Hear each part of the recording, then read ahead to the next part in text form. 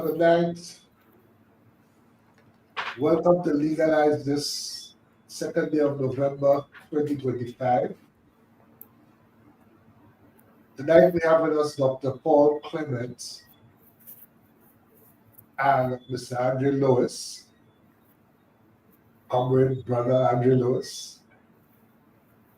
Let me apologize for the absence of my co-host. She's unavoidably absent. But before we get into the show for tonight, I just want to recognize the sponsors of the show: Gel Professional Solutions Inc., Gem FM carrying this program on FM radio out of Canada, and Grenada Technical and Allied Workers Union, GTAM. Attention all workers, your health and safety at work are critical. At Grenada Technical and Allied Workers Union, we are dedicated to ensuring you have a safe and secure work environment. If you encounter unsafe conditions or are involved in an accident, take immediate actions. Report it to the company, your shop steward, and make sure it reaches your union. Your health and safety is a priority, and a strong union means a strong voice for your rights. Don't wait. Address concerns right away and protect your well-being. For a safer workplace and a better quality of life, stand with the Grenada Technical and Allied Workers Union. Together, we can create a safer, healthier work environment for everyone.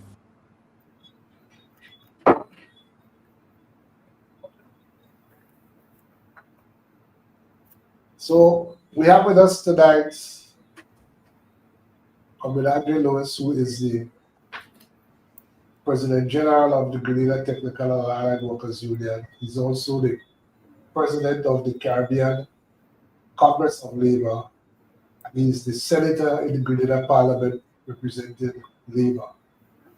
We have Dr. Paul Clement, who is an intellectual, a professor, but who is also a trade unionist, having recently taken up the position of President of a trade union in New York. He will tell us all about that. He will tell us about his work as an intellectual, as a professor, and he'll tell us about a recent publication which is very timely with regards to Caricom and the challenges Caricom faced 2 generations ago at the time of the Grenada Revolution. I think the lessons from that could be quite insightful for the present circumstances that we now face in this Caribbean region of ours. So good night, Andre. Good night, Paul. Good night. Good night. Good night, Andre. Good night, Mr. Lane. Thank you very much for the invitation. Yes, so Dr. Clement, if we can start with you, if you just tell our viewers something about yourself, including your origin and so on.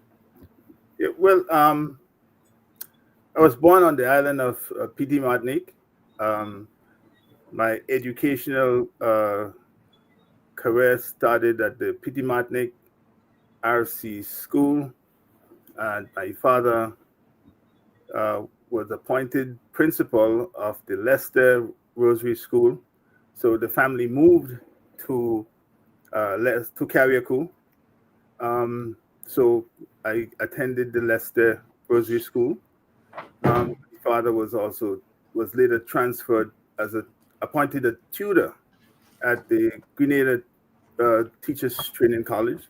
And so the family moved to Grenada. So I attended the St. George's RC Boys School, which was called Palmer School in those days, as well as the Presentation Brothers College and the Institute for Further Education. And I think some of my colleagues would agree with me that the class of 1984 was the best cohort to pass through the Institute of Further Education. So in terms of education, I would say my educational foundation, I have to thank the Grenada educational system, Petit Martinique, Caricom, and Grenada. all three education. I went through all three educational systems. So then I did my undergraduate work in the United States, my bachelor's degrees in accounting, a master's in economics, a master's in politics, and a PhD. So that basically encompassed my educational background. And then professionally, you then went into the lecture? Yeah, when I graduated with my PhD, I started as a professor of economics and immediately joined the Union Political Action Committee. So I got involved in unionism as early as when I started, and was elected assistant treasurer, and a few months ago, president of the United College Employees of the Fashion Institute of Technology, which is part of the State University of New York, the institution FIT. So in terms of your lecturing, your work has been basically at the State University of New York. Yes, but I've also taught at, I started really as a full-time faculty at Brooklyn College, teaching economics. But for the past 33 years, I've been at FIT. Yes. Have you been associated with any other universities, either in the United States, the Caribbean, or elsewhere? Well, over the years, I've lectured at Cambridge University, Oxford, and yeah, those two, basically presenting papers in areas, international political economy areas. I think recently you were recently in a seminar in Japan, also. Yes, South Korea. South Korea. Yes, I'm part of the International Political Science Association, and I delivered a paper on authoritarianism over the summer in South Korea. Yes. So tell us. You said you joined the union very early as an undergraduate, is it? No, as a faculty member. As a faculty member. Yeah. Yes, because the union represents faculty members and other persons who are employees of the university. That's all? That's correct. Faculty, staff, non-union, non-classroom faculty.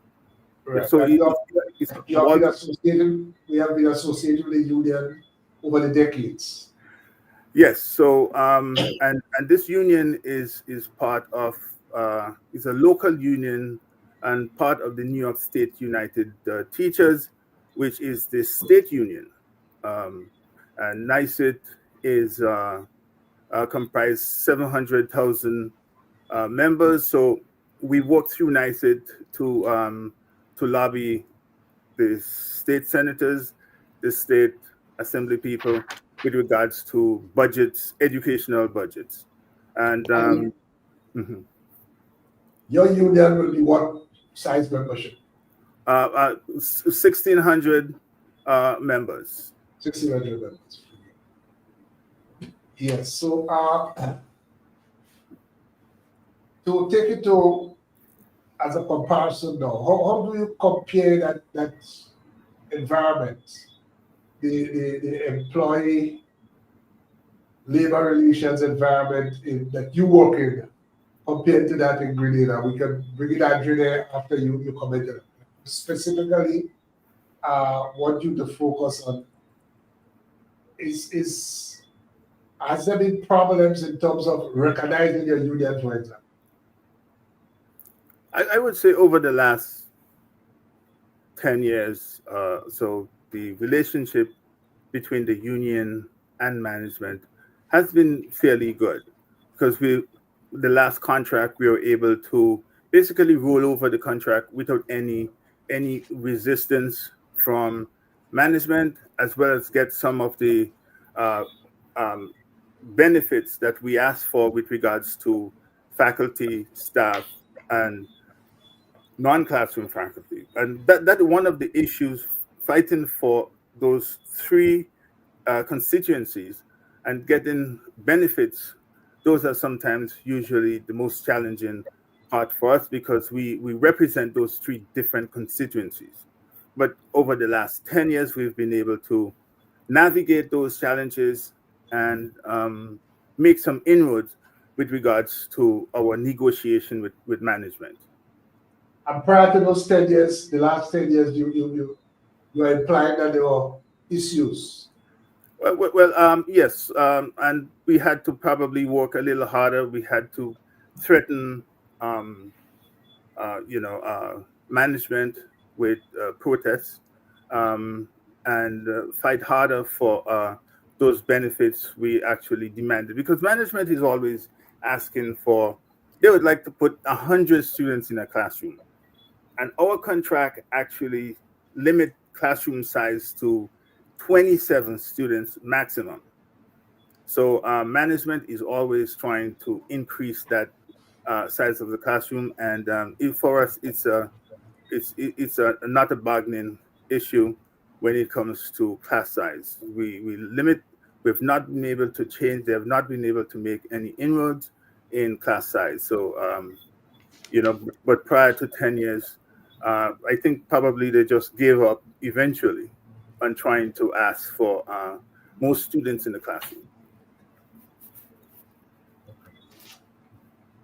So let's take what would be a typical issue that your union has to face? A typical issue would be management scouring through the collective bargaining agreement, looking for ways they can, for example, exert more control over faculty, right? Student evaluations, ways they can basically for faculty, trying to get faculty to be evaluated as often as possible, so they can probably get reasons to discipline, terminate faculty. So one of the issues that we're fighting right now is management looking at evaluations and having to wanting to include all student evaluations, whereas our contract right now, if you have 50% of the students in the class taking student evaluations, then that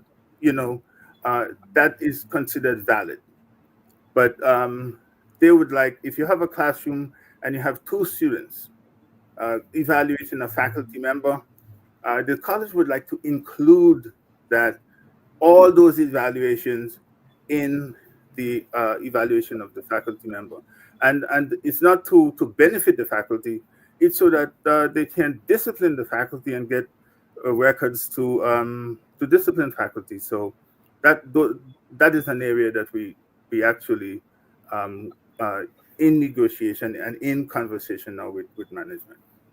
Yes, so let's suppose you face an issue there in that context with the termination of a faculty member. What's the process for dealing with such an issue?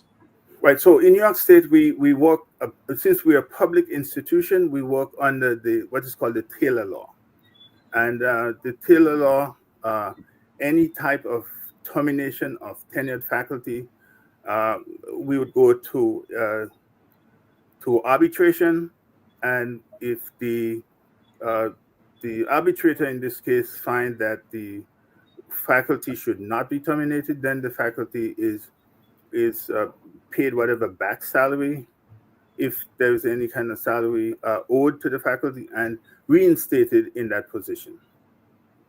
So it's the Public Employment Relations Board that is the last level of arbitration for us, for faculty and staff. And the arbitrator is typically the arbitrator would be official, a state judge. Actually, three judges that would listen to the evidence and make a decision on on the charges. So it's a three-judge tribunal. Yes. Okay. Andrew, maybe you can come in here. How will a matter that, let's say one of your members is terminated, how will that be dealt with in Grenada? Okay, thanks, and Comrade Paul, good night again. But before I address this issue, I just want to reach out to our colleagues, comrades, workers, and people of the region who have been impacted by Hurricane Melissa. Yes, we know that Melissa has created havoc in Jamaica, Cuba, the Bahamas in particular.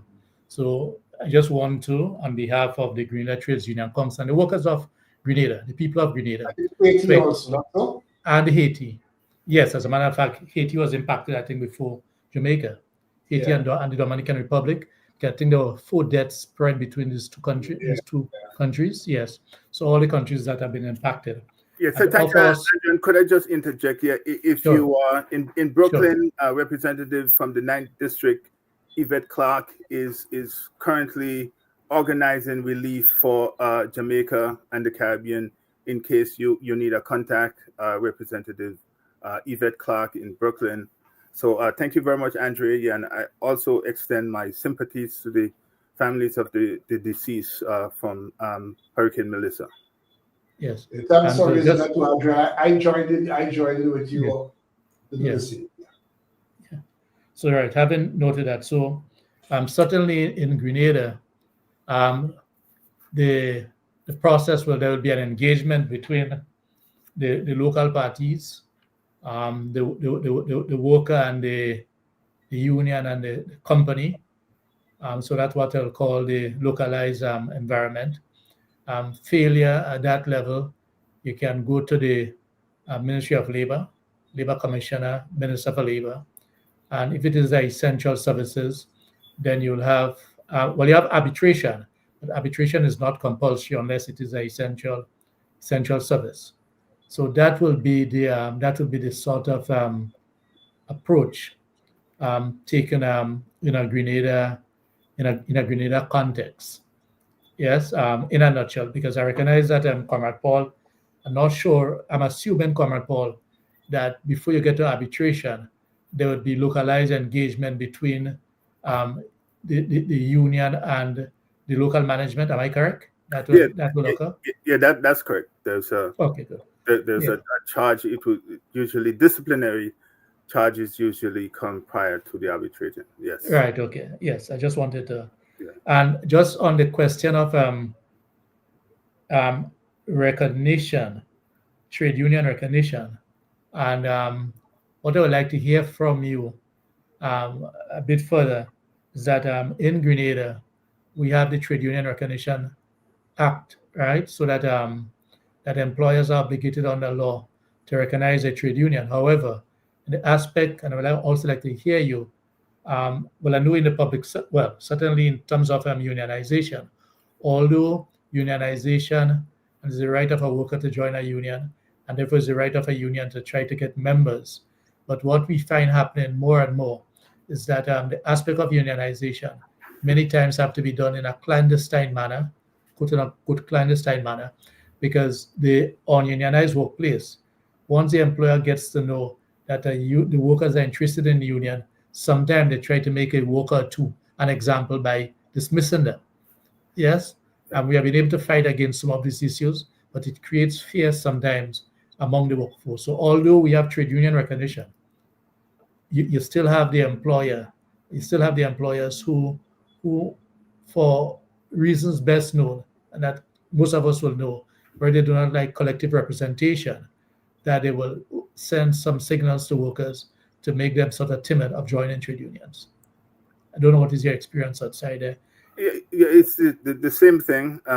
Employers are always trying to discourage workers from forming unions, and we have the same issue here in the United States. But if you are over the past few months or years, you've heard success with companies, private companies like Starbucks, Amazon. Yeah. You've heard some successful stories. So although it happens, then I think some workplaces have been able to push into those areas such as Starbucks and Amazon, Yep. which in the past were very difficult in terms of the hiring of anti-labor lawyers and so to fight Yep. unionization. Yep. Yeah. So I'm gathering from you, Paul, that once there is a grievance, there would be a final determination of that grievance, if necessary, by an arbitration tribunal comprised of basically judges. Right. And there's a difference between a grievance and PERB, which is the Public Employment Relations Board. If we have an issue where the management is trying to discourage, for example, discourage or disrupt the operation of the union in the workplace in terms of intimidation, let's say, for example, human resources trying to target officers for issues that appear to be minor, then that would go to the Public Employment Relations Board. However, if it's a violation of the CBA, which is a contract, then we would go through the grievance process. So if it's a violation of the Taylor law, we go directly to the Public Employment Relations Board. If it's a violation of the CBA, the collective bargaining agreement, we go through the arbitration process. Right. And the board is comprised of who? Judges also? Yeah, judges also, yes. Right. So once there is either what you call a grievance or what was the other term you used? A PERB violation. Right. PRB, yeah. Right. Then there is a mechanism for final determination by a panel of they will be independent? Yes, yes. Yeah. Andre, what's the comparative situation in Grenada? How does that compare with Grenada? Well, as I've indicated, if it's essential services, well, there is the option at all levels. There is the option of arbitration as a final and binding possibility, and I said possibility of a resolution, because it does not have to be final and binding, because there are experiences of going to arbitration and the matter has not been resolved because it can be taken further. Yes, so you have the in the Grenada context, you have the Ministry of Labor, which ultimately, in a non-essential service, you will have the Minister for Labor as one of the major pillars in helping to address those issues. Yeah, but what I'm trying to get at, based on what Paul is saying, if one has an issue, and an issue dealing with the contract or an issue dealing with the right to be represented, yeah, based on what he's saying, that there would be a process, and there would be a mechanism for a final determination either for or against the union. That's correct, Paul? Yes, that's correct. Yeah, but I'm trying to ask if in all situations in Grenada there is such a mechanism. Not in all circumstances. In an essential service, yes. In an essential service, yes. And outside of, even in non-essential service, there's also the possibility of an arbitration, because you do have non-essential services matters going to arbitration also. Right. So, but the point is, if in a non-essential service, theoretically, you can have a situation where there's no mechanism for final determination of a grievance or an issue affecting an employee. That's correct? Yes, you can have matters outstanding for quite a while.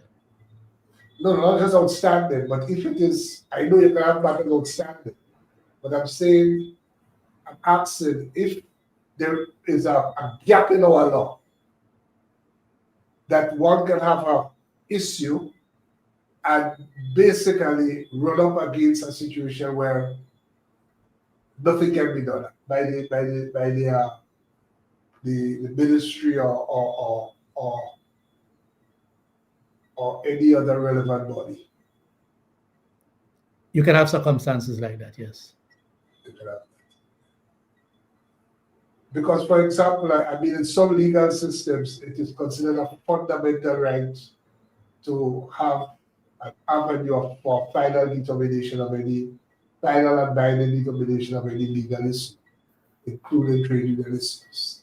But yes, and that's what the court, well, as you would know, in other words, in Grenada, we have been able in the past to access the court, which is designed in many instances to help bring resolution to some matters.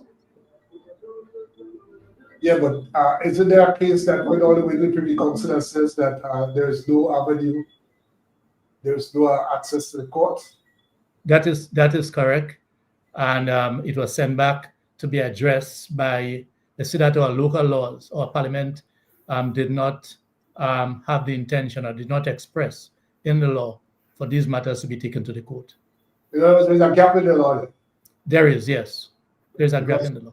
Although in New York, what Dr. Clement is saying, although it doesn't go to a court, but it goes to a tribunal,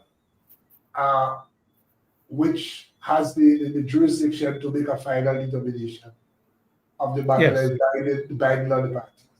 Yes, so there is that gap. Yes. It's called binding arbitration. So the final decision is final by the arbitration. What happened, Paul, is that there was this case in Grenada here that went all the way to the Privy Council. We have that situation that where on issues of unfair dismissal, yeah, the position is that in non-essential services, and the law sets out what is considered as an essential service: water, electricity, airport, telephone. Yeah. In non-essential services, if there is an issue, for example, an issue concerning unfair dismissal, the matter goes through the Ministry of Labor. And if it is not resolved in the Ministry of Labor, then there is the option of an arbitration, but it is not compulsory. Yeah. Mm-hmm. So in the case, I think somebody posted it in there, in John Williams' case, what happened is that there was a complaint of unfair dismissal,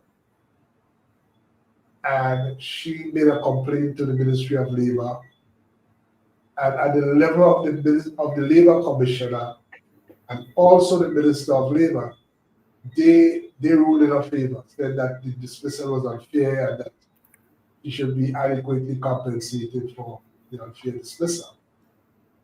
And the employer basically says, we don't accept the recommendation of the Labor Commission or the Minister. And neither do we agree to go to arbitration. Yeah? Right. So the matter stopped right there. So she had no remedy through the Ministry of Labor. The matter went to court and it went all the way to the Privy Council, and the Privy Council position was that the court has no jurisdiction in these matters. They recognized that there was a gap in the law. They recognized, and in fact, they stated that the conduct of the employer in this matter was despicable, but that gap remains in the law. So I was just trying to clarify that there's no such gap in New York, in the environment in which you are. That's correct with regards to public unions like ours. The decision is final and it's either yes or no. The arbitrator makes that decision, and it's binding. Yes.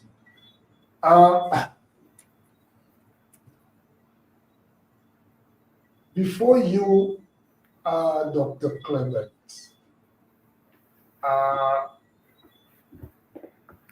has there been any Grenadian or even Caribbean person who rose to the level of president leadership, top leadership of your union or any other union in New York or even the United States that you know of?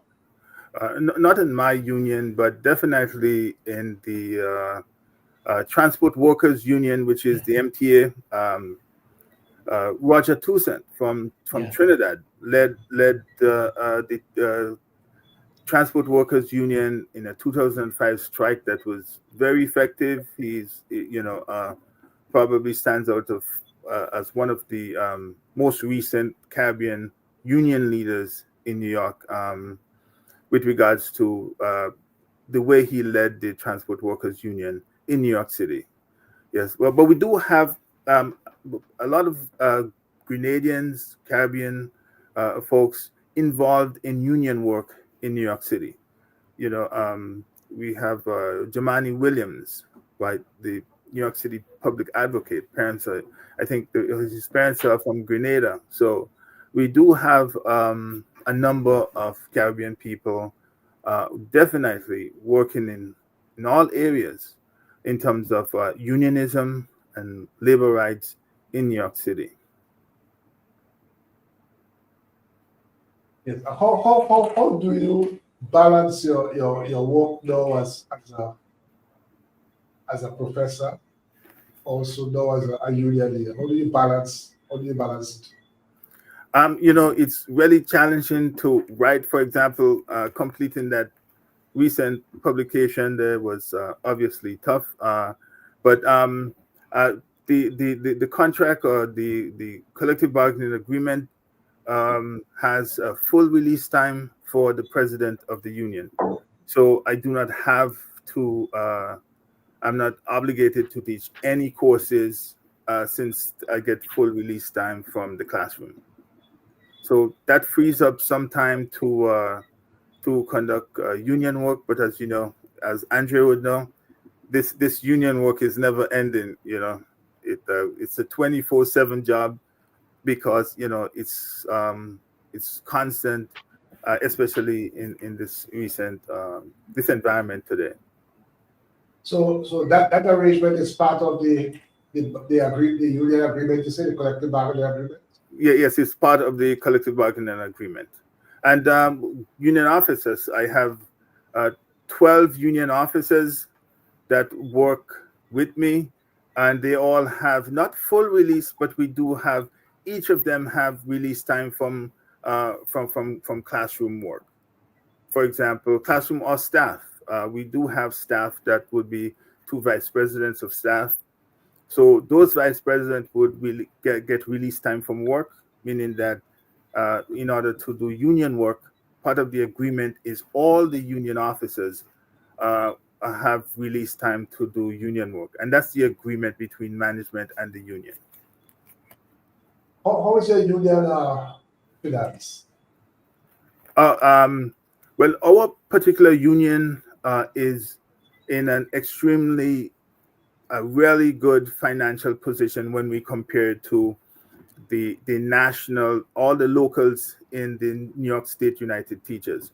So when we, in terms of the ability to finance projects, give back, whether it's legal advice or any type of services to our members, we are financially well off to be able to finance all the projects that we have right now. Actually, one of my goals as the treasurer over the past 10 years was to make sure that the investments that we have, the interests are used to finance conferences and the services for the members. And we've been able to do that for the last 10, 15 years, meaning that we try not to touch the original investment and live off of the interest. So that is one factor that we try to make sure, so that financially we could be stable over a longer period of time and be able to provide our membership with the services that they need and the representation. And we also pay dues into the New York State United Teachers. So as we are talking about the arbitration, the New York State United Teachers provide us with legal counsel when it comes to arbitration and any court cases. So the union itself, we do not have to put out money to pay lawyers to represent our members. We do that to the dues to the New York State United Teachers. What kind of, well, first of all, I just gathered, based on what you said, you were the treasurer for the past 10 years before you became the president? Yeah, maybe 10 or 15 years I've been the treasurer. Okay. Yeah. And what kind of projects and services, besides representation and collective bargaining issues, what kind of services you provide? Well, we have, our members have, for example, each member would have 6 hours per year for financial advice, personal financial planning. That is a program we have for all our members. We have legal services, wills and the services like that we provide to our members. So the legal as well as the legal services and the financial services would probably be two of the areas that our members use the most.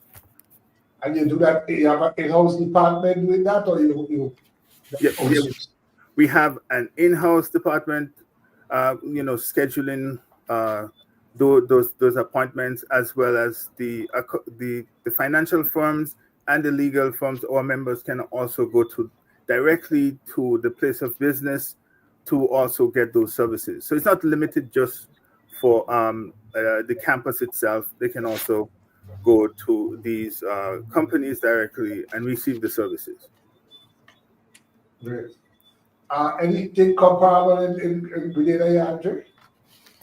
Well, yes, certainly. May not be certainly to the extent that Comrade Paul has identified in terms of investments, but because most of our revenue comes from membership dues. But what we do in most unions, and certainly in the Technical and Allied Workers Union, we provide health services. So, for instance, health fairs, doing many times in conjunction with the employer. So you have health fairs. As a matter of fact, through many of those interventions, we have recognized that there are a number of colleagues, because we represent workers at both at the office and the external plant, colleagues who may be climbing poles, who may be doing construction. You find that they were engaged in these activities, and they could have been presenting a risk to themselves in terms of their health, things of high blood pressure, eyesight issues. So we have those health checks. Then the aspect of counseling that we find we have had to step that up. Now, those services, we don't have them in-house, let me just say. So we source them from external, but we provide those services to our members. In the recent past, over the past probably 5 years or so, certainly in the last 2 years, and now that we're speaking, I'm wondering what is the impact of COVID on some of those things, some of the workers. We have had to have an increase in terms of counseling, the question of alcoholism, the question of mental and, well, I shouldn't say mental, but psychological challenges, etc. We have seen a step up in that, and we also provide educational assistances in terms of what we call the lower income members of our union, in terms of partial scholarship assistance to the children, etc. So we have some of that going. Certainly, we would like to step that up, and one of the takeaway from here, Comrade Paul, we can continue that discussion outside of here to see what we can do coming out of, these discussions, which is something that you and I have spoken about just briefly together at Comrade Snow. Comrade Snowy, Martin Felix, who I see is engaged. You want to hail Comrade Snowy, so we can see how we can develop some of these things as we continue to share experiences in solving our members, because we're all workers from different parts of the world, but all workers. Yeah, as you're mentioning before we started, I think me, you, and Mrs. Snow had a summit in 1991, which is a long time ago, so we're really overdue for another one, right? Most definitely. Very good. Yeah, so in terms of services, we also have a welfare trust fund that's separate from the operation of the union, and we have a UC scholarship fund that is a 501c3 that members can contribute to the scholarship fund for students actually that are engaged in union work and leadership on campus. They can apply for these scholarships every year, but that is done through a 501c3 that is associated with the union. We help finance, make a contribution to the scholarship fund every year. The union, but the welfare trust fund that deals with prescription drugs and hearing aids and glasses is separate from the UC. Although we have an association and a welfare trust board where I sit on the welfare trust board as a trustee and maybe 9 or so other officers. But it's separate from the financial operation of the union. But Andre, you also have a credit union also? Yes. So we also have a credit union, the Technical Allied Workers Credit Union. And what we have tried to do, and we want to continue doing that, is to ensure that there is an embryonic link between the credit union and our union. In many parts of the Caribbean region, and Grenada is not an exception, a number of credit unions started through the union, but they have become very much like what we call the contemporary financial lending institutions. And the motto of the credit unions in terms of membership being able to easily access certain benefits and assistance has become as challenging as it is with the banks, etc. So we are trying to hold on to that while expanding our base.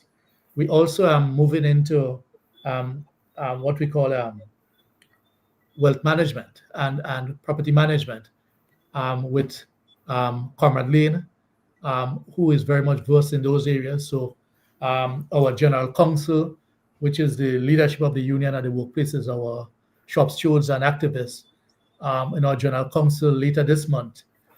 Comrade Lane will be engaging in a program discussing the aspects of wills and management and property planning, etc., which is extremely important. Yes, so that is estate planning, right? So that is one of the direction that we are going, and to seek to do that on a monthly basis with our members and during our general council, where we'll have the base of our members, what we call the activists, to be able to engage and then to expand it, not just to the Technical Allied Workers Union, but to broader membership of workers and unions in the region. Sorry, in Grenada. Yeah. Okay, these things are important, extremely, extremely important, because the life of a worker is not just at the workplace. The life of the worker is in the community, is in the home, is in the house, is with the family. And if you have a worker who is better educated and appreciates how to manage those resources, because the purpose of working. The purpose of working is to be able to get resources to make life and your living conditions much better. So we have to be more all-round and not just the traditional trade unionists by looking at the workplace, but looking at the all-round development of the worker and the family and the wider community. Definitely. Paul, you said that your umbrella union is 700,000 members? Yes. And right. Sorry. Yeah, the New York State United Teachers is 700,000 workers, and we work through them because they have lobbies, and we also participate in lobbying together with the NICET organization to lobby the state Senate, the state assembly and the governor's office for resources for education and in our institutions every year. And we also we are part of this. I'm part of the Civil and Human Rights Committee on that on that board. Two of us, two officers and another colleague, and we represent the union on that board. So we also participate in any type of disaster help, and we basically get together to try to not influence but advise locals on how to form social justice committees, and how to operate those social justice committees in those locals. So those are the work, for example, that I do on the state level with regards to the locals that are part of that New York State United Teachers Union. Yes, so the question I was going to ask is this umbrella body, besides the traditional type of union work, which we know represented workers and so on, what other kind of activities that umbrella body will be involved? Right. So, for example, any activities to generate wealth and to outside of just collecting dues from the members, if that's a form of the income. Right. So because of the 700,000 members, the way the New York State United Teachers use that those numbers is for example, I would take my constituency. I would find out, for example, if there's a race for the state senate or the state assembly, right? NYSUT would organize through their lobby in the New York State Senate, organize an appointment. So I could meet, for example, some of the current senator that would represent my district, and they would prepare a portfolio saying, look, in this district 6, we have 3,000 members that we would say, look, we have 3,000 members. We would send out, we would endorse, for example, NYSUT would endorse candidates, right? So a lot of the time with those 700,000 members, you can convince some of the senators that every single officer, for example, that goes to NYSUT or to the state senate would be able to say, look, we would let our 3,000 members know that we support you. So you would now have 3,000 more votes in your constituency. And a lot of the times, because of the number of members that we have, senators, we sway the votes towards those senators and those assembly persons that that are pro-education. And that is some of what we do on a day-to-day basis. For example, NYSUT would have lobbies in the state senate full-time, working on these educational issues. And then we would now go in and say, look, Dr. Clement has 3,000 of our members is in his district, right? In your district. And we would endorse you, and we would make sure or encourage our members 3,000 votes towards your election on Tuesday. And then that is how NYSUT would use their lobbying power. But that money that is used for NYSUT, I just wanted to clarify, is a separate money, and it's not union dues.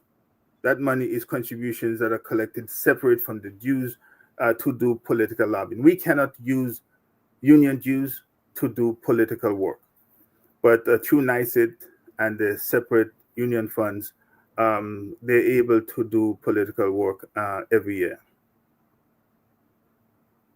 But in addition to that, I guess other issues like you may have civil liberty issues and other issues. Of course, the union will leverage its membership to address those issues. Yes.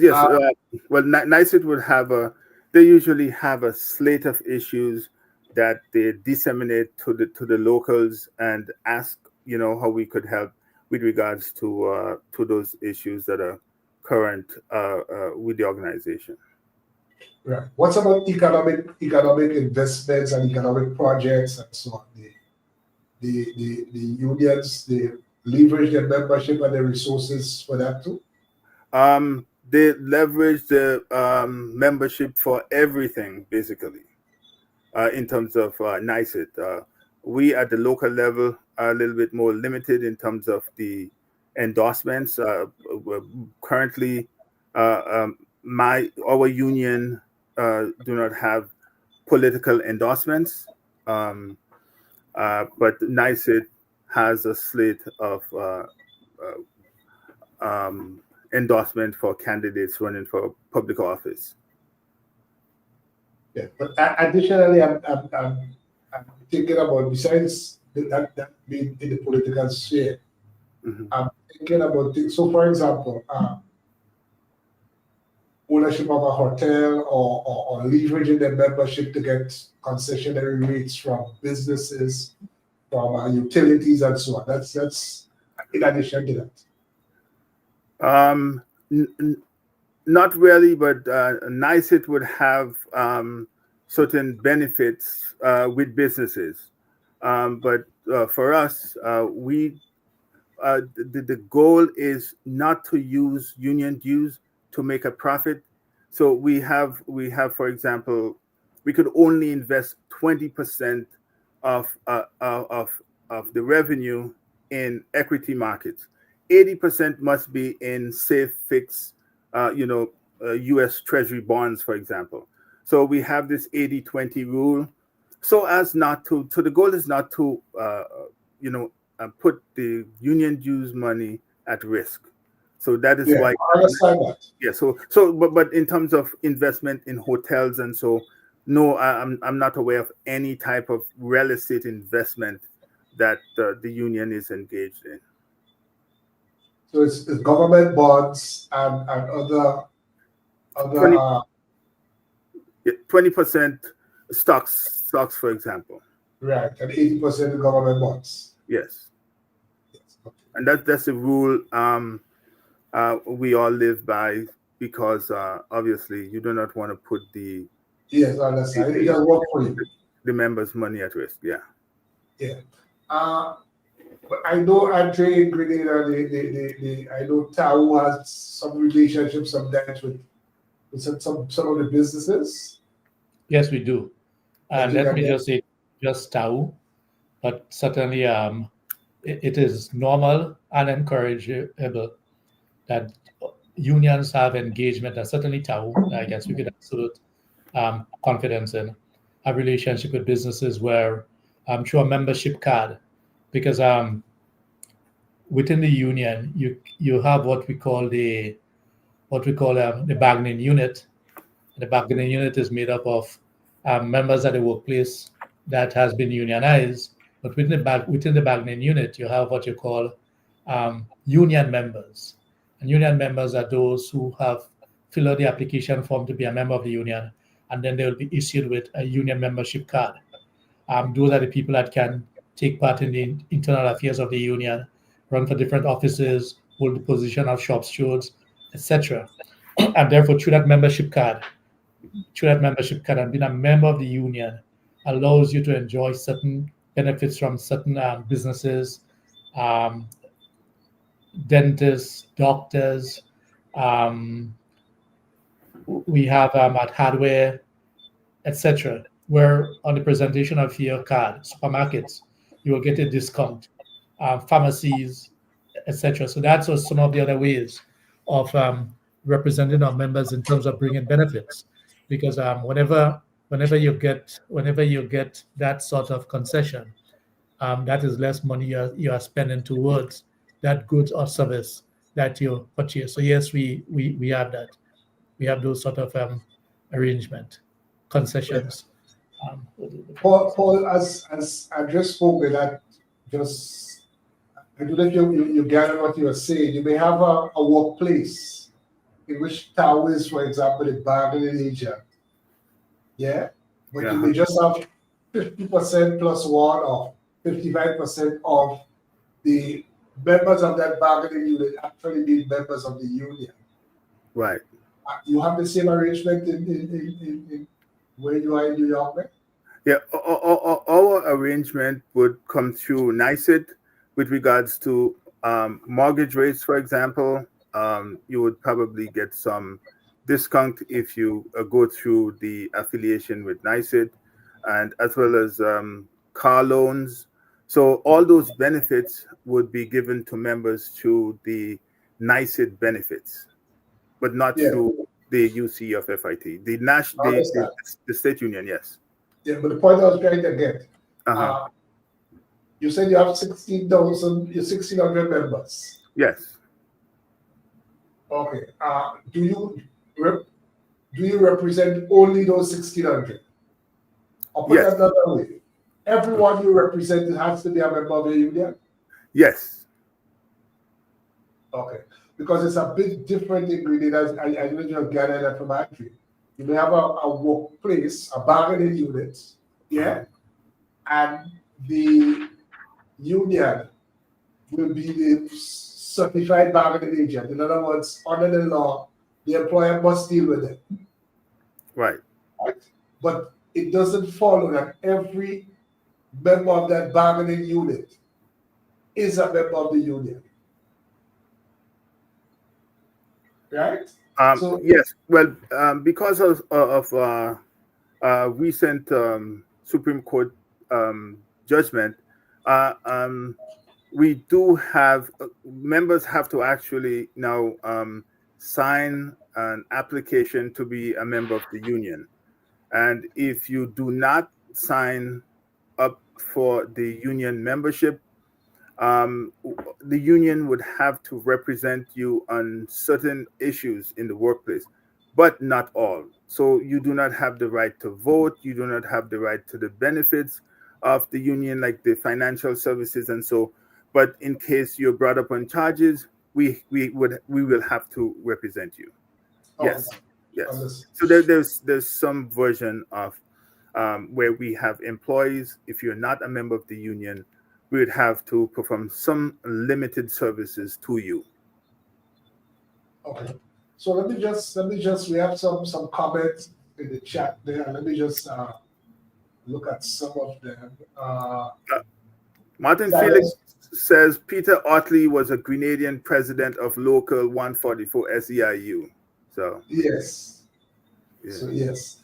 But Cyrus Griffith is asking, does management in the US recognize ILO Convention 87 and 98 that gives one the right to join a trade union and negotiate a collective agreement?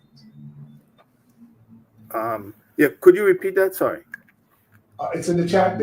From Cyrus Griffith, does management in the US recognize ILO Convention 87 and 98 that gives one the right to join a trade union and negotiate a collective agreement? Yes. However, the New York State is a little different from other states. What we have in New York is we go by what is called the Taylor Law, and it is unique to New York State.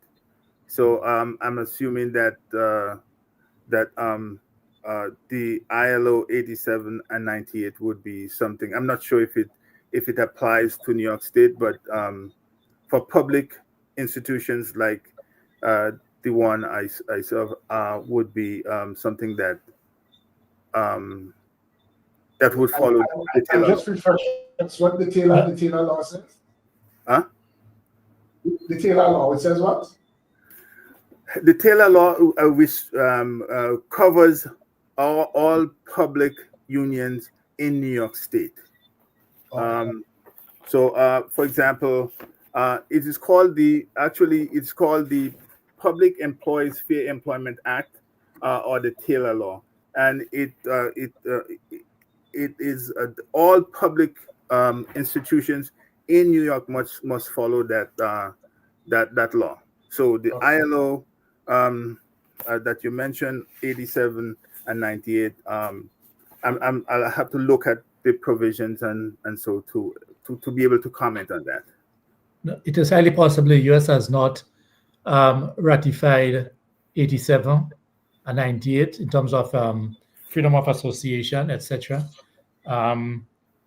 Because it is one thing they would have spoken on the matter at the level of the ILO. But if my memory serves me right, coming out of the recent ILC meeting in Geneva in June, looking at the countries, and you can Google those things and find it. I don't think that the U.S. has one of the lowest density of trade unions. One of the lowest density of trade unions, and I think a lot of it is hinged on the fact that Convention 87, in particular, and I think 98 also, may not have been ratified by the U.S. By the U.S. in terms of their being brought into local laws. Yeah, and then there's a comment from Dave Bell. It was with regard to the Indra Williams case. Mm. The comment came there. Cyrus Griffin was saying that when not in all circumstances, non-essential services, both parties must agree for arbitration. Otherwise, the strong unions will find a resolution. In other words, he's saying that arbitration is not compulsory in non-essential services. And Dave then says the right to work in Grenada is a constitutional one. The Constitution allows for access to the courts for matters related to the right to work. He goes on, the right to work is not a provision of the labor code. The labor code must protect the right to work and make provisions for resolution of all matters regarding rights at workplace. And of course, Martin Felix says Peter Hartley was a Grenadian, and he was president of Local 144, the CIE, his Grenadian border. So I just want us to recognize at this juncture, once again, those sponsoring this program: Gen Professional Solutions, Inc., Gem FM carried this program on FM radio out of Canada, and also Grenada Technical and Allied Workers Union, GTAP. Attention all workers, your health and safety at work are critical. At Grenada Technical and Allied Workers Union, we are dedicated to ensuring you have a safe and secure work environment. If you encounter unsafe conditions or are involved in an accident, take immediate actions. Report it to the company, your shop steward, and make sure it reaches your union. Your health and safety is a priority, and a strong union means a strong voice for your rights. Don't wait. Address concerns right away and protect your well-being. For a safer workplace and a better quality of life, stand with the Grenada Technical and Allied Workers Union. Together, we can create a safer, healthier work environment for everyone. Yes. So before we go on to the next issue, there's a question from Martin Felix. I think maybe you can help us with it. Or is it true Taylor Law also makes it illegal for certain categories of essential service employees to go on strike? Yes, that is correct. That the Taylor Law, it is illegal for us to go on strike, but and if we do go on strike, we basically the penalty is 2 days or 1 day. So every day we are out, we penalize 2 days pay. And do you have unions that, or union leaders that say, look, to hell with this idea of penalty? Yes, I was part of a faculty union on Long Island, and the union leadership voted to strike. They went on strike for 2 days, and obviously they penalized the workers for if 2 days, it would be like 4 days pay. But what happened in the end is the negotiation of the settlement includes, for example, the negotiation would include repayment of that, or sometimes in that particular case, I think the union itself took on the payment for the members for at least 1 day, and I think they probably negotiated the other day. So it's usually whitewashed in the end based on coming back to work. But yes, the Taylor law, it is illegal to go on strike. However, the bargaining, what was given up for that ability to strike was the fact that if our contract expires, it continues as usual as over the past. If it's a 5-year contract, the contract is up, and the benefits, exactly what we had for the past year, continues until the next contract is signed. So I think that was what was given up for the ability to not go on strike by unions. And it was part of the negotiation in terms of not having to strike.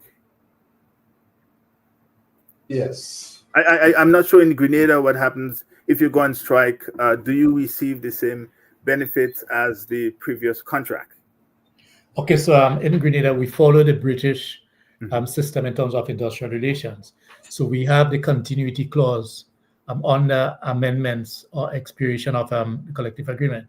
So it will say something typically as these conditions will continue, let us say, expire on so-and-so date, and will continue in full force and effect until amended or otherwise. Yes?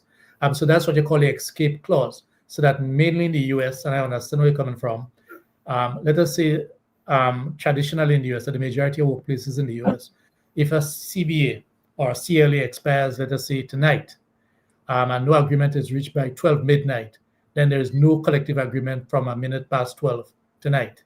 But you are saying in your case, in exchange for the right to strike, you have been able to get a rollover so that the terms and conditions of the previous collective agreement continues in full force and effect until amended.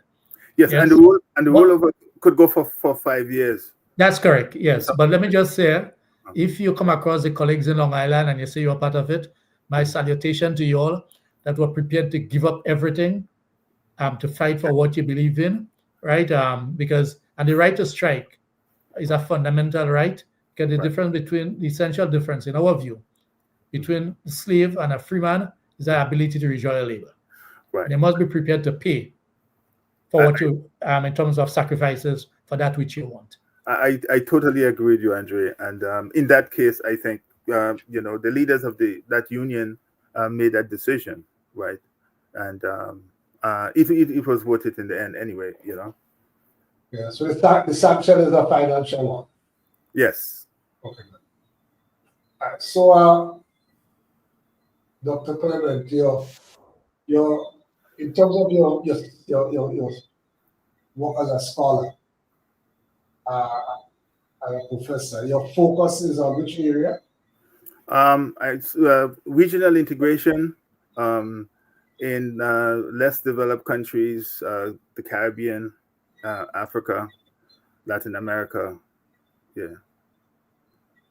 Yes, and you have done research and also some writing on Caricom. Any other areas you have done research and writing on?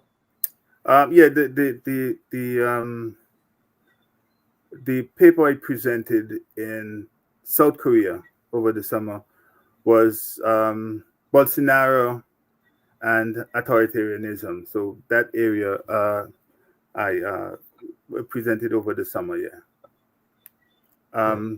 Brexit. I've done work on Brexit and the impact on the Caribbean community. Yeah. So with regard to that, the work you did on Caricom, what's the title of it? Yeah, it's called Regionalism and Revolution, Caricom and the Grenada Revolution. Mhm. So yeah, published by Latin American Perspectives over the summer. In reading that, I noticed you said that from, that surprised me, in fact. There was a period when there was no Caricom hence meeting. What was that period?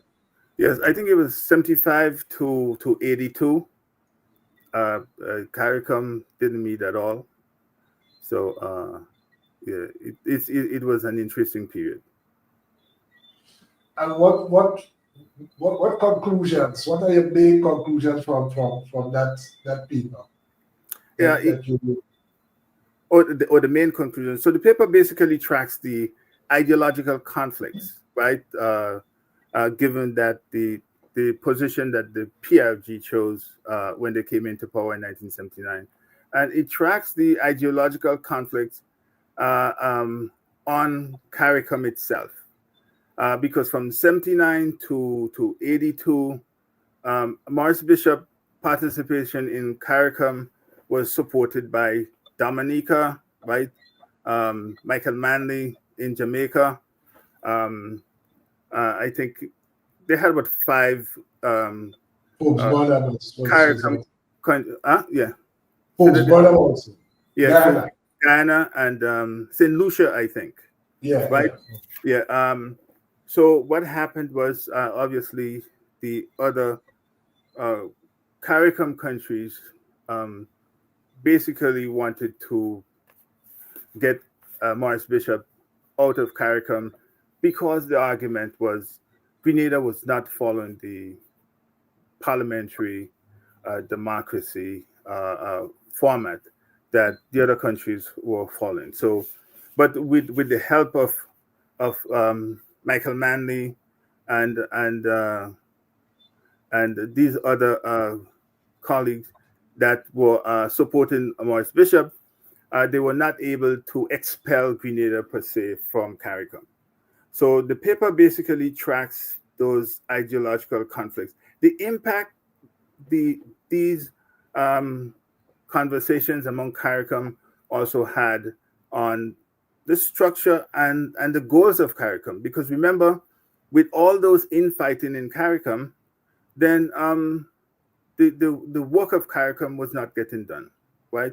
Foreign policy, if you can't agree with, if half of the CARICOM members couldn't agree on certain issues with regards to even who should be a member of CARICOM, they couldn't formulate any foreign policy or get any of the real CARICOM work done. So the paper looks at the impact of these conflicts on the operation of CARICOM during those times. And after 1982, Siaga took over in Jamaica, Eugenia Charles took over in Dominica, and all hell broke loose in CARICOM, right? So the paper looks at the impact of this ideological conflict on the operation of CARICOM, saying that these conflicts almost caused CARICOM to collapse. Recently, there was a program. We had a program on Legalized here, in which the issue was whether CARICOM is in crisis, and the panelists, or at least a majority of them, I think, came down to the point of view that CARICOM faced problems, but they would not say that CARICOM is in crisis. And based on their discussion, what I gathered, and I don't know if you will agree with me, because they said that, listen, Caricom is really a community of independent states, community of independent and sovereign states. So yes, you have this community and we have some things in common, but every member of Caricom, except the associated members, of course, but every member of Caricom is entitled to pursue their own both internal and foreign policy. And it struck me that the ordinary people, the ordinary citizen in Caricom, that the ordinary citizen in Caricom perspective on Caricom basically is that there should not be these type of divisions. I don't know if you'll agree with that. There's just dichotomy between what maybe the man in the street perceived Caricom to be and should be, or at least aspire to be, and what the leaders understand it to be. I don't know if I'm come across correct. Yeah, sure. I think in 2018, I presented a paper at UWI called Implementation Deficit, Why Member States Do Not Implement Caricom Protocols. So there's a history as to how Caricom got to this situation here, and with regards to the structure and the organization. What happened was it started with Jamaica and Trinidad, the federation, right? And we had a crisis with the federation, and when Jamaica pulled out, Eric Williams said 0 from 10 is not, right? And the argument is 0. Is 0 is so 1 from 10 is 0. 1 from 10 leaves 0. So, and the issue had to do with whether the federation was going to be a federal government or state-led. And Jamaica had in bauxite, an industrial base, and basically didn't want to subject themselves to any type of Eric Williams and federal government. And that struggle, that fight between state and federalism is always present in state formation. We had it in the United States in a case called McCullough v. Maryland, where Maryland wanted to tax the federal government. So it was not something that's unique to Caricom and the Caribbean. But what happened was the independence of the larger states. When the larger states received independence, the little 8, I think they were called, were left basically to fend for themselves. So what we have in Caricom is what we call a supranational structure, right? What happens now is every single member of Caricom has a veto vote, for example, meaning that the decision have to be unanimous. And the reason the structure of Caricom that came about was because of this tension between the smaller Caricom countries and the larger Caricom countries. So what we have today is, Caricom could pass protocols for regional integration, but every single state must approve it before it gets through. So that makes the deepening of regional integration in the Caribbean very difficult. And it comes down to,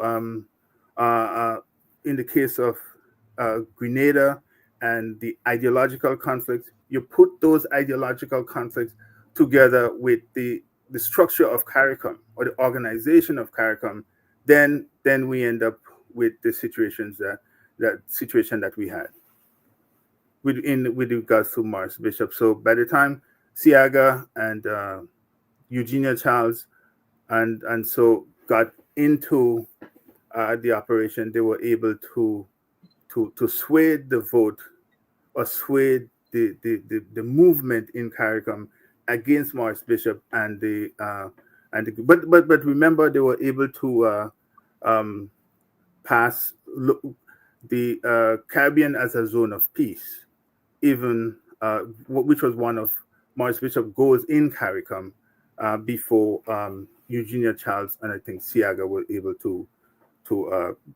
sway the Caricom vote. That was actually the zone of peace resolution. That was a resolution of Caricom also. I don't know what the OAS. The OAS in I think the OAS in 1979 passed a resolution for the Caribbean as a zone of peace. In 2014, Caricom strengthened that zone of peace resolution by including sustainability, justice outside of the military element. Yeah, but Maurice Bishop did present to Caricom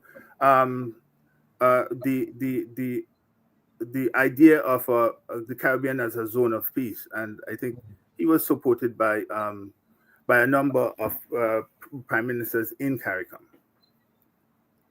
Yeah, but just what I'm fixing there though is you're saying in your view the structure of Caricom and the requirement for unanimity. Yes. On nearly all issues. On all protocols, yeah.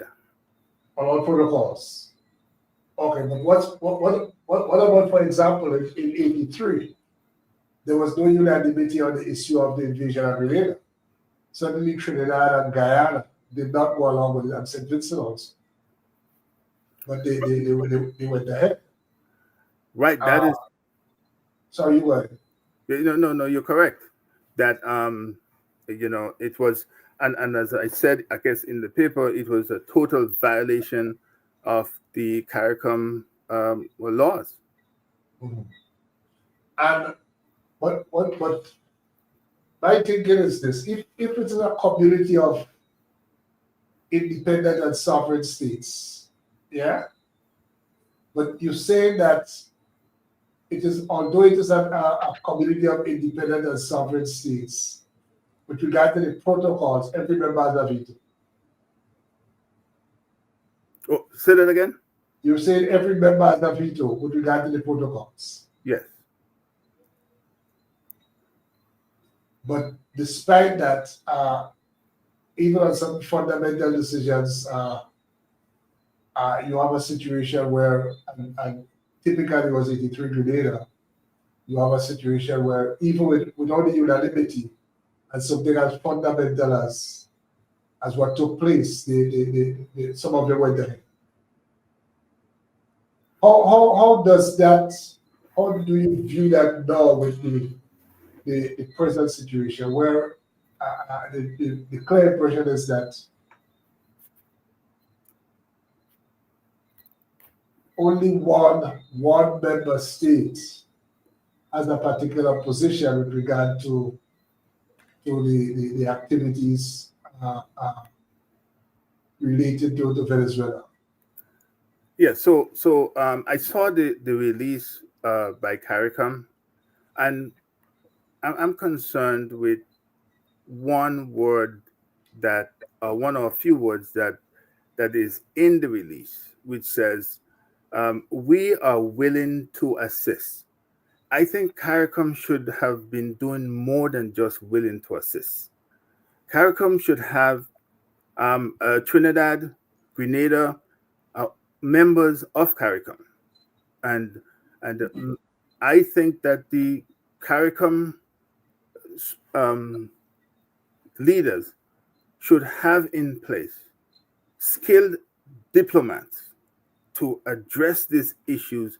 I still don't think it's too late, but I think in terms of negotiation, Caricom as an organization should not be saying we're here willing to assist.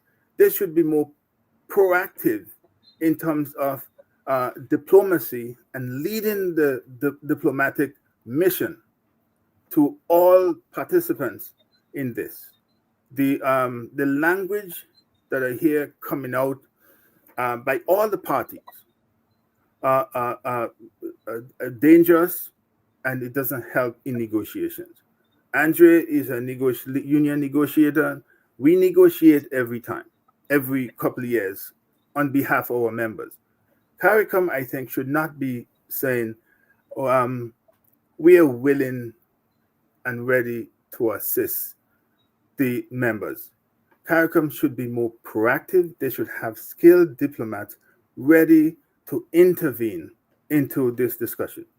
Some of the language that is already out there is not helpful to finding common ground.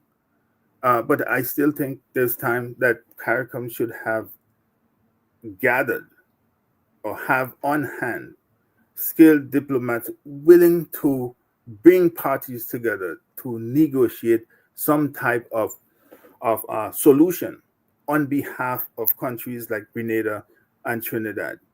These statements should never ever be getting out in the public, where the conversation is just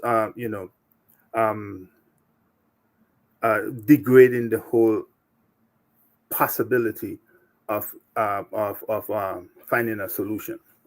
And that is what worried me about the Caricom statement. But a few things on that. Number one, if we are a community of independent states, can Caricom, as Caricom, say anything more than, certainly in public, that we are willing to assist? I would not agree that the term community of independent state, the goals of Caricom set out in the original as well as the later agreement is foreign policy coordination, right? As well as deepening economic integration. Isn't that coordination as far as practicable? You mean foreign policy coordination? As far as practicable? Well, I mean, they set it out as a goal, so I would hope that they would be working towards foreign policy coordination, right? Economic coordination is also one of the goals of Caricom. But I think that if we see Caricom as a regional organization, even if they're independent countries, I think that Caricom, based on the work I've done on Caricom, I think it's more than just a number of independent member states just working in isolation. The goal should be, the goal of the organization itself should be not only economic integration, foreign policy coordination, but the goal of, I think, some of the original leaders is the end goal was supposed to be political integration. That part is definitely much more difficult to achieve than foreign policy coordination. Yeah, I think, and the more I think about it, I'm of the view that for Caribbean people in general, the aspiration is still for some form of federation or some form of union. But for those who are at any point in time, and certainly that has been the case between 1983 and now, their view is that they operate as sovereigns. So, for example, in the Caribbean here, just take the issue of China and Taiwan. We have some countries recognizing Taiwan, is recognized in China. Yeah. So I think that there is that dichotomy between the peoples in general, people in the Caribbean in general, their aspiration and what exists in reality. Yeah, but I think that I think the Guyana Times had basically summarized some work done on how Caricom could move towards deeper regional integration, and I think that some of the positive, if we were to look at the positives, right, with regards to Caricom and regional integration, is that what we find is that Caribbean countries, why are they still staying together as Caricom? Caricom has been very resilient in terms of facing all these crises over the years and still staying together, right? So there's a reason why these countries know they have to stay together. There's no way we as a region can survive and negotiate with the European Union, now the United States, independently of each other. So, even the economic pressure from dealing with regional integrated bodies across the world, it is almost impossible for us to survive. So we have to stick together. So we might as well find some way to make some type of progress. And I was happy to see that this, over the last few months or so, a number of countries, including Grenada, I think, is deepening the regional integration by the free movement of labor.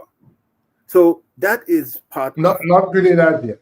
Not Grenada yet, but I heard the Prime Minister comment, and based on his comment, he seemed to be accepting the idea that Grenada probably would soon join the rest of countries with regards to the free movement of labor.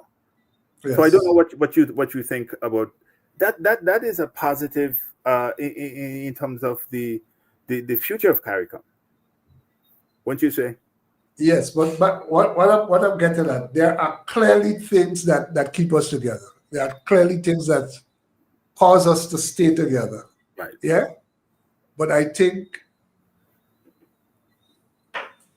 maybe there has to be a recognition that there are things that we can disagree about without, and that's what the people I had on the program, that's what they were saying. That listen, we have problems. We'll always have problems, but that doesn't mean we are in crisis.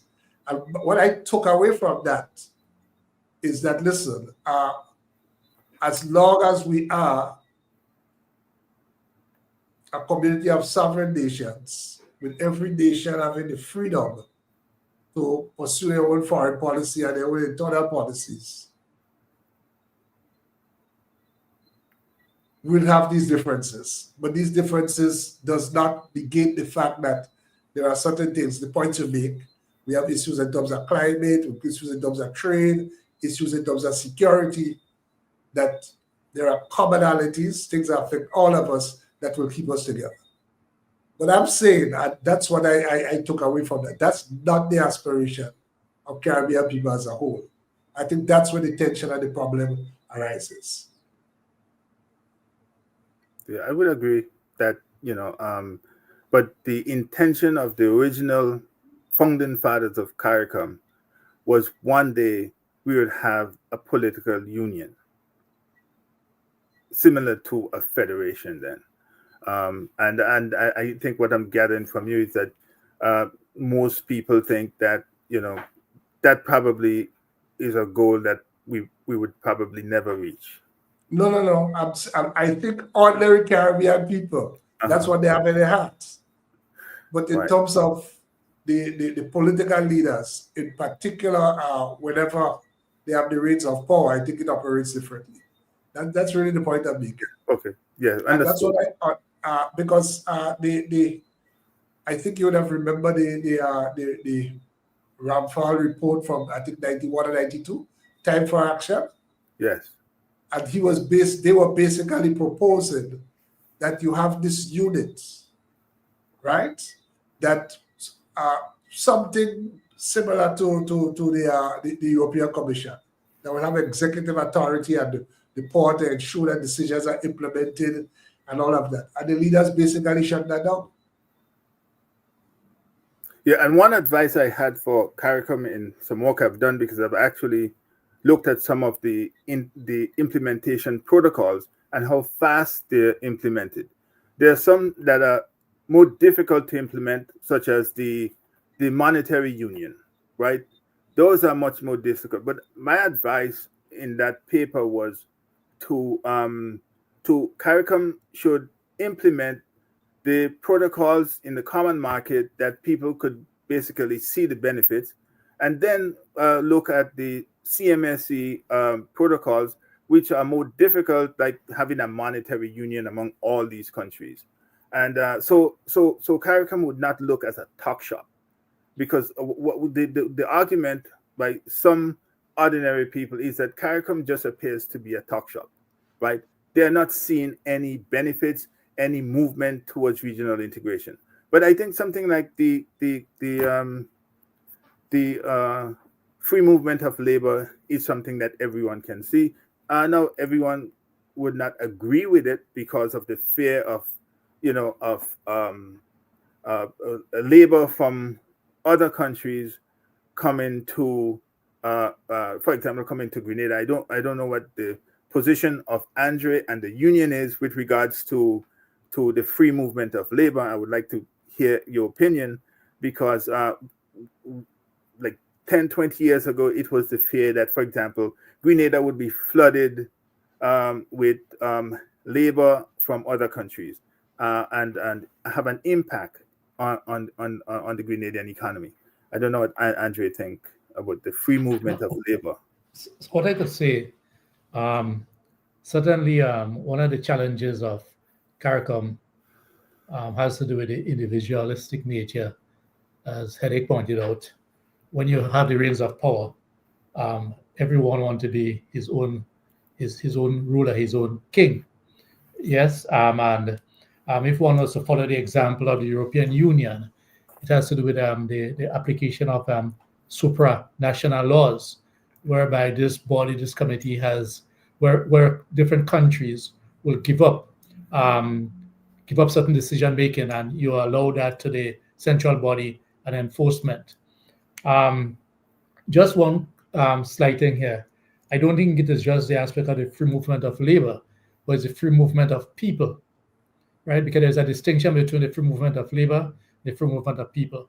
What has been implemented by the four, I think it is 5, including Belize, countries, what you call the coalition of the willing at the moment, because the aspect of the free movement. Belize, St. Vincent, Dominica, and I think Barbados. Barbados, yes, right. I think it's those four. Yes, over the past few years, and certainly more precisely over the past 2 years, Caricom countries have been giving themselves a number of deadlines by which they will implement a free movement of people, because they had moved to certain skill labor, certificate, the TVET, etc.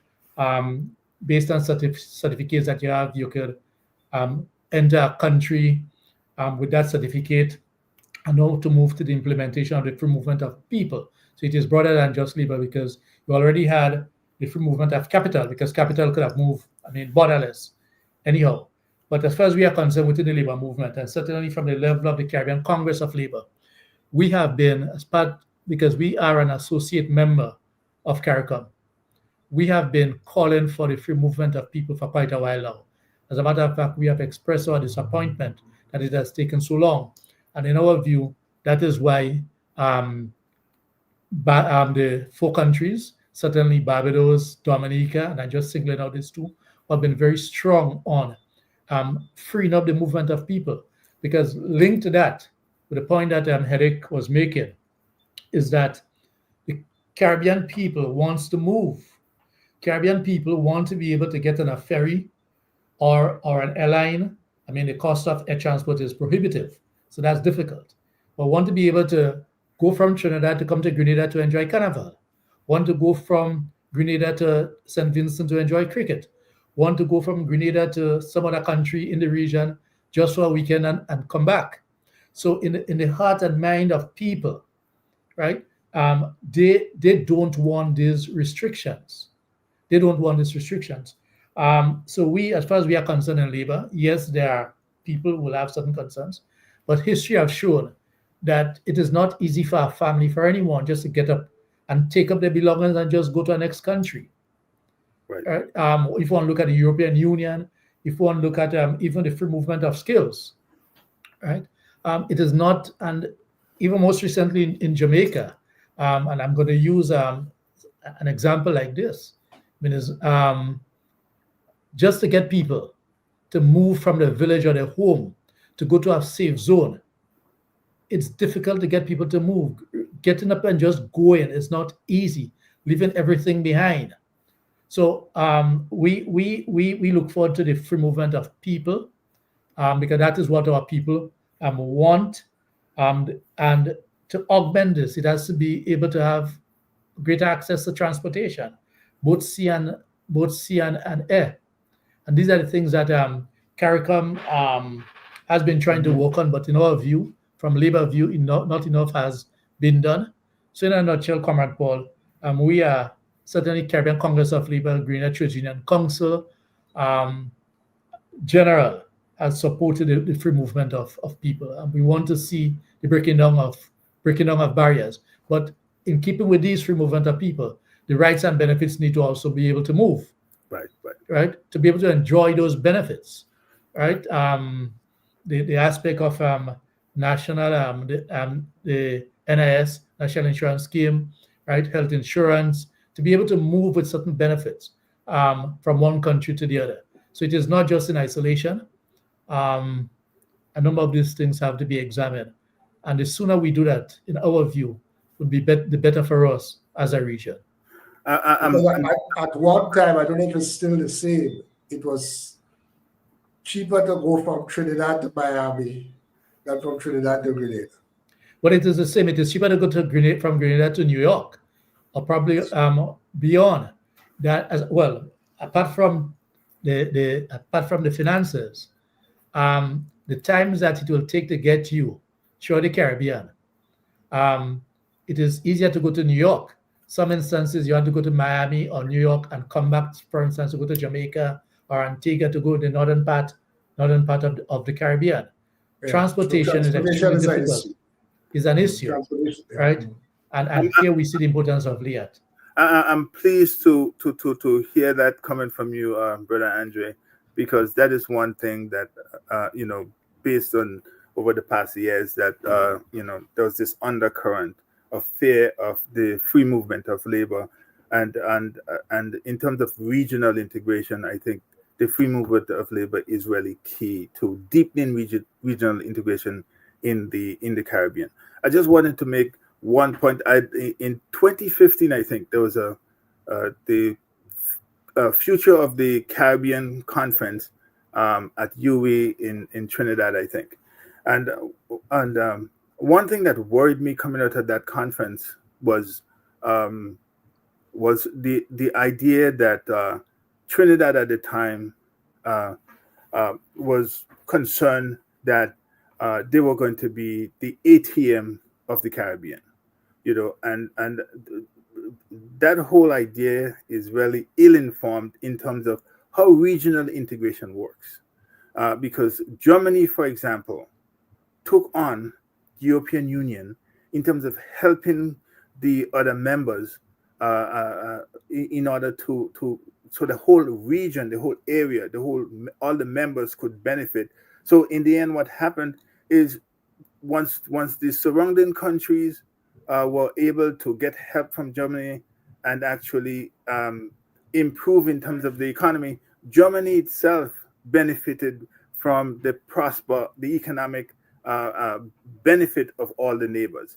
So the idea at the time that because Trinidad should help the other members of Caricom in some way, that there was this talk that why should Trinidad be the ATM of the Caribbean? It's not an ATM. It's the fact that if Caricom and Caricom members prosper economically, the entire region, the whole of Caricom, Trinidad itself would have some exponential or multiplier effect in terms of the economy. So it's just one. I've heard credible economists say that Trinidad is the biggest beneficiary of Caricom from an economic standpoint. So I'm not sure. Yeah, but it was from time to time you get those things. But I just want to be clear regarding the point I was making about the community of sovereign nations. Mm-hmm. As I say, I think the aspiration of Caribbean people, you see it many times, like even in the comments, that listen, Caricom should do this and Caricom should do that. Even in those comments, I think that aspiration is implied, that we should be like one. We should be a union or a federation. But the reality is different because you have all of these sovereign states. Every government in power is their own. They want to exercise all the privileges of being an executive, yeah, and therefore we have this division and fragmentation. And I said at the end of one program, it may well be, I don't know what form it will take. It may well be that it will take a crisis. We're not in crisis, but it may take a crisis to bring us to the realization that, listen, we really have to be as one, a union or a federation, in order to survive in this very, very difficult and challenging way. So I share that aspiration. So I don't want I just want to clear that up, you know. But that's what I'm seeing. You're seeing it with Trinidad on this issue now. Yeah. You see it with on the China Taiwan issue. You see it on the citizen by investment issue, and there are other issues. And as I say, maybe for now, and that was the position taken by the people from Caricom or who work with Caricom and are operatives of Caricom, if I may say that. Their position is that, listen, you have these problems, and as you say, these problems are really derived from the structure. But basically, that doesn't mean that we are about to fall apart. So just before we end, let me once again recognize the sponsors of the program, GEL Professional Solutions Inc., GEM FM carried this program on FM radio out of Canada, and GTAO, Grenada Technical and Allied Workers Union.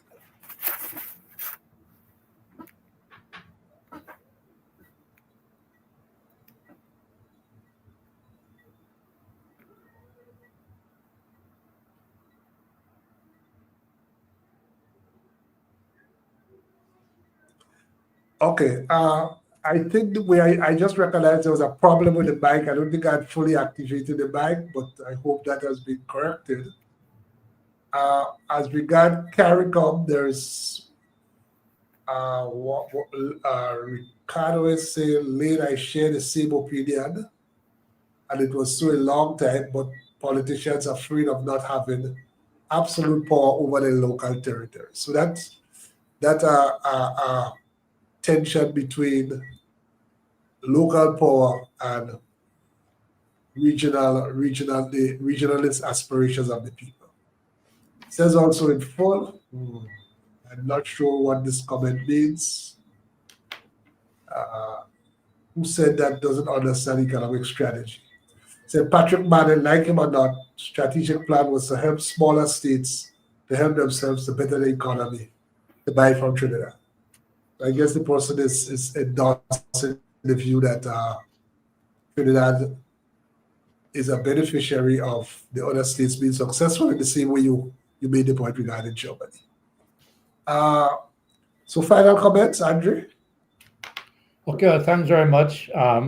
Paul, at some stage, I'll want to engage you in a discussion, particularly on CSME, if you have given thought to that, because there is some observation that CSME might have contributed to some of the problems that we have in the smaller territories. I'm not big up CSME. Yes, in terms because although we are all islands, but we have bigger islands and smaller islands.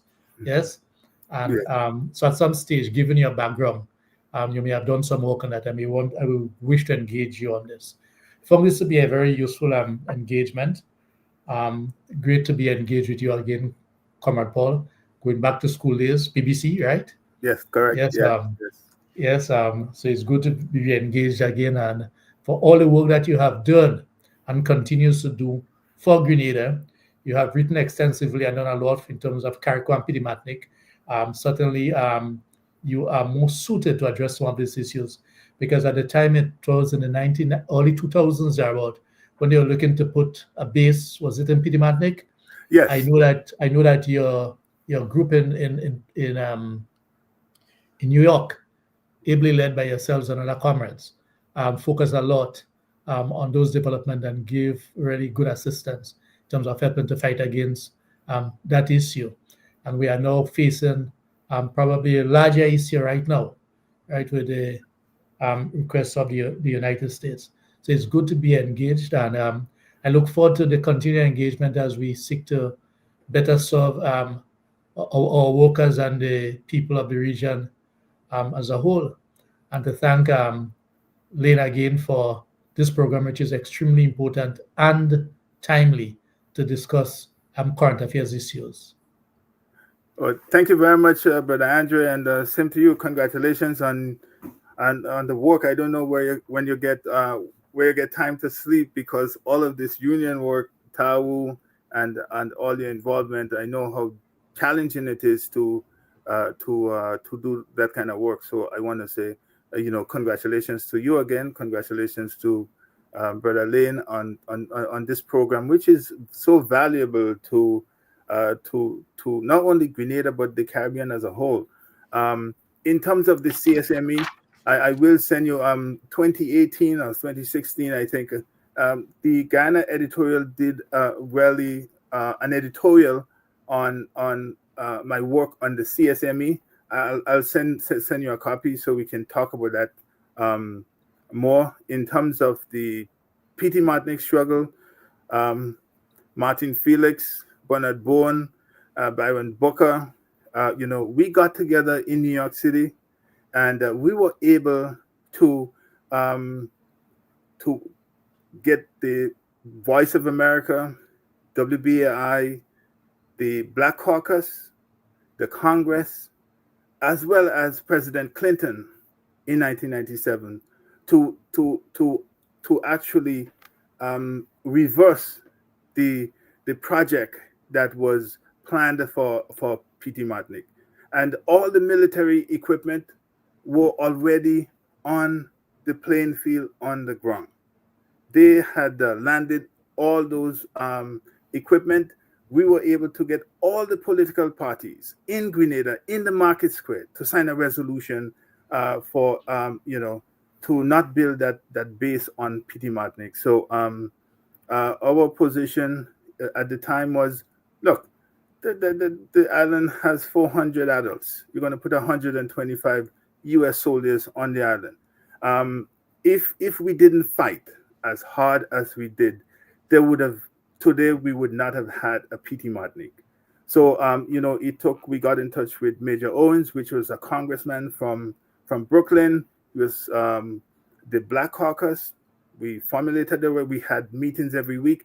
So it took a lot of work, but the movement that we actually started, and in combination with the people of Pedimatnic, who had come out against it. So you have to have participants on the island itself as well as in the U.S. So these issues have to be coordinated, and I think that probably the government and the governments of the Caribbean have to be more involved in the diplomatic pursuit of solutions. And that coupled with, the action of the people, as in the case of P.T. Martinique, I think we were able to save the island because the whole thing was there's no space for a base. And I think, in the case of Grenada, there's no space for a military satellite in Grenada. And Grenada should really remain part of the Caribbean, should be what the OS resolution in 1979 says, zone of peace. And I'm glad the Grenada, this coalition for the zone of peace, and people are actually speaking out. So, but I think Caricom needs to have skilled diplomats to assist the government of Grenada, as well as all the governments involved in this, as a backdrop to whatever the people are doing. The people cannot do it by themselves. You must have diplomatic conversations and movement in order for the combination to be successful. And that is what we did in the P.T. Martinique case. We didn't know, there was not only protests, but we had the diplomacy in the background working to try to see if we can find some type of common ground, some type of resolution. And that is why we were successful. And I want to say thanks to everyone, including the people of P.T. Martinique, Grenada, and Carrier Crew for coming out and supporting the struggle that we had then and the struggle that we faced with right now. So that's my opinion. Thank you very much, Brother Lane and Brother Andre. It's a pleasure to be here tonight. Yes. And on another program last night, in fact, carried on JMFM, I saw, or at least I heard, when both saw and heard, Dr. Pierre say that their research shows that 84% of Grenadians are opposed to the placing of the BCN. The radar in Grenada. And I trust that you mentioned the diplomatic work in the background, which by definition means that it's not out there, you're not seeing it. Yeah? And one will only trust that, in fact, diplomatic work is taking place in the background. I just want to return briefly again because to the issue of the community of sovereign states, because Dr. Gonzalez said that he was very careful in saying that, listen, I think it's the same statement you speak of, that we stand ready to assist Grenada in whatever way. Then he went on to say, whatever Prime Minister Mitchell, he called him Dickon, whatever Prime Minister Mitchell says, decides, they will support. Yeah? So I think, again, he was underlying the issue of sovereignty. But at the same time, if you read through the lines and readers' lips, clearly their position was that we recognize the sovereign right of Grenada, but of course our view is, and Miamot, they also expressed it, that we should keep here as a zone of peace and stay out of this conflict. Yeah, just let me have a word on it. But in terms of sovereignty, if we are gonna look at sovereignty in terms of how you explained, then it can lead to other countries pitting one Caribbean country against each other, right? Whether it's tourism, whether it's carnival, say in Grenada, I'm gonna pay you $3 per tourist, and St. Vincent saying, well, I'm going to pay you $2. We have a race to the bottom. In any, that's just a simple example. But the idea of individual sovereign states is something, I think that is something that is dangerous for deepening regional integration, in my opinion. Yeah, it is pregnant with problems. Yes. Okay, so thank you so much again, Dr. Clement, Senator Lewis, and thank you to all the viewers. Thank you very much. We enjoy having this program, and doing whatever little we can in terms of the public education space. We really want to thank you for this. Good night, everyone. Thank you Thank very you. much. Good night. Okay, great. Okay, bye.